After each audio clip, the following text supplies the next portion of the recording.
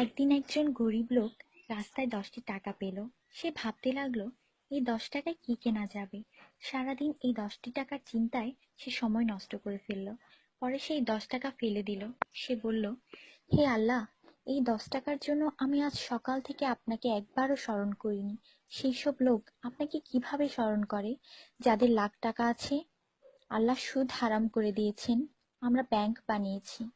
আল্লাহ জীবনকে সীমিত করেছেন, আমরা ঘড়ি বানিয়েছি। আল্লাহ পর্দার হুকুম দিয়েছেন, আমরা টিভি, ডিভিডি, ডিশ দিয়ে বেহায়ামি সর্বসাধারণের জন্য করে দিয়েছি। আল্লাহ বলেন, কোরআনে তোমাদের সফলতা, আমরা অক্সফোর্ডের বইকে সফলতা বানিয়ে নিয়েছি। আল্লাহ মিথ্যা বলা নিষেধ করেছেন, আর আমরা এপ্রিল ফুল পালন করা শুরু করে দিয়েছি।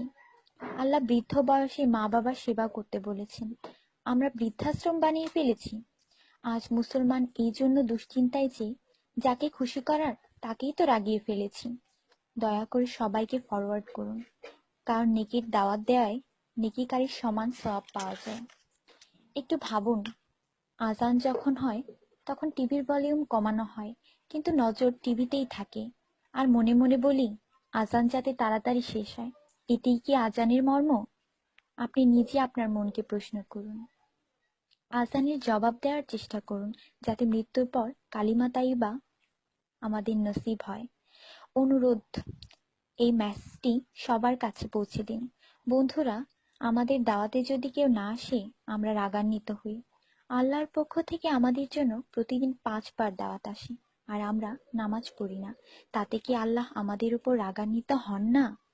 এটি শুধু মেসেজ না, বাস্তবতা। দয়া করে নামাজ আদায় করুন এবং অন্যকেও উৎসাহিত করুন। যিনি এই মেসেজ পড়েন তাদের উপর আল্লাহ আরো রহমত দিন, এবং যিনি এই মেসেজ ফরওয়ার্ড করেন তার ভালো ইচ্ছা আল্লাহ পূরণ করুন এবং হিদায়াত করুন। নামাজের চিন্তা করুন, ব্যালেন্সের না।